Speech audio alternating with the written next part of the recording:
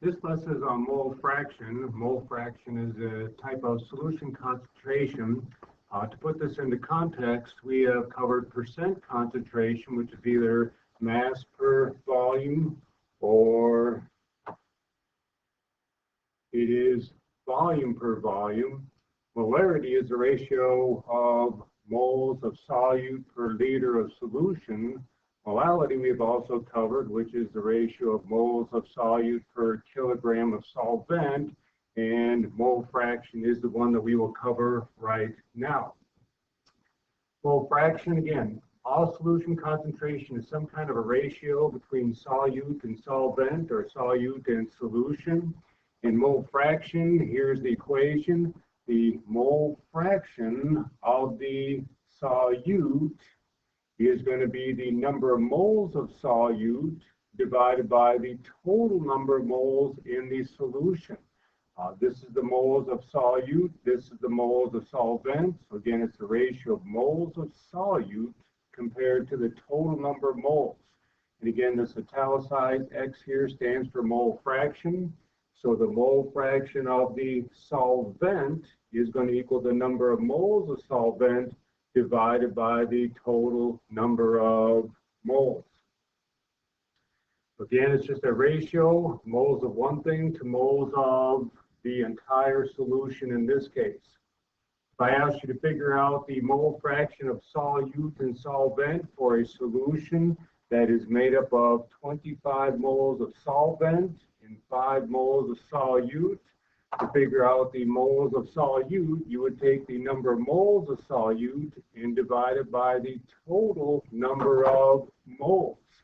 So there is the moles of solute, and there's the total number of moles. Dividing them through gives us a number of 0.17. Note there are no units. Moles and moles will cancel out. And if we want to figure out the mole fraction of the solvent, it is simply going to be the number of moles of solvent divided by the total number of moles. Again, moles and moles canceling. And note, when we add these two together, it should come up to about 1, representing the totality of the solution, both solute and solvent. I will now go through two examples. I will go through a molecular compound and an ionic compound. So this problem says, what are the mole fractions of a solution formed by dissolving 50 grams of glucose in 200 grams of water? To figure out mole fraction, we first have to figure out how many moles of both the solute and the solvent. So if I want to figure out the number of moles of the solute, I have to take the mass of the solute and convert it into moles by dividing by the molar mass, and that comes out to 0.278 moles. I've got to do the same thing for the solvent, the water. I've got to take the number of moles of, or grams of water divided by the molar mass of water to get the number of moles of water. At that point, I just have to take one part and divide it by the total, doing that for both the solute and the solvent. So the mole fraction of the solute is going to equal the number of moles of solute divided by the total number of moles. Again, moles and moles will cancel out, giving me a number without units, but again, that represents the fraction or the part that is the solute. Do the same thing for the solvent.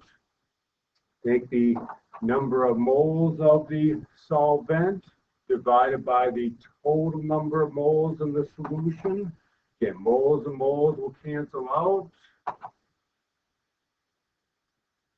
And so we end up with a unitless quantity, but again, that represents the fraction of the solution that is the solvent in this case.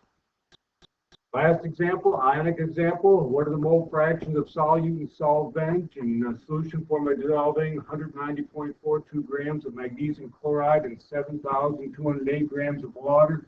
Again, note, this is an ionic compound. That is key to know. Ionic compounds dissociate in solution, and we want to represent ions, not compounds. Again, ionic compounds really do not exist in water. They dissociate into separate ions.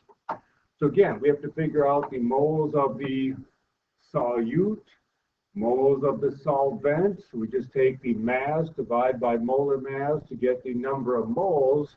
But again, here we need to remember ionic compounds dissociate in solution.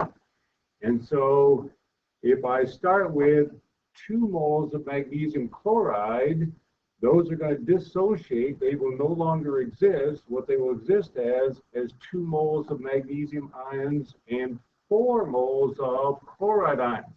Note the ratio. For every 2 moles of this, I get 2 moles of this because it's a 1-to-1 ratio. But for every 1 mole of this, I get 2 moles of this because that is a 2-to-1 ratio. So note those ratios in that compound. It is a 2-to-1 ratio. So same thing from this point on. I want to figure out the mole fraction of each part in the solution. So there are magnesium ions, there are chloride ions, and there is the water. So the mole fraction of the magnesium is going to be the number of moles of magnesium ions divided by the total number of moles, which comes out to 406. We've got 4 moles of water, and then we've got 2 moles of magnesium ions and 4 moles of the chloride ions.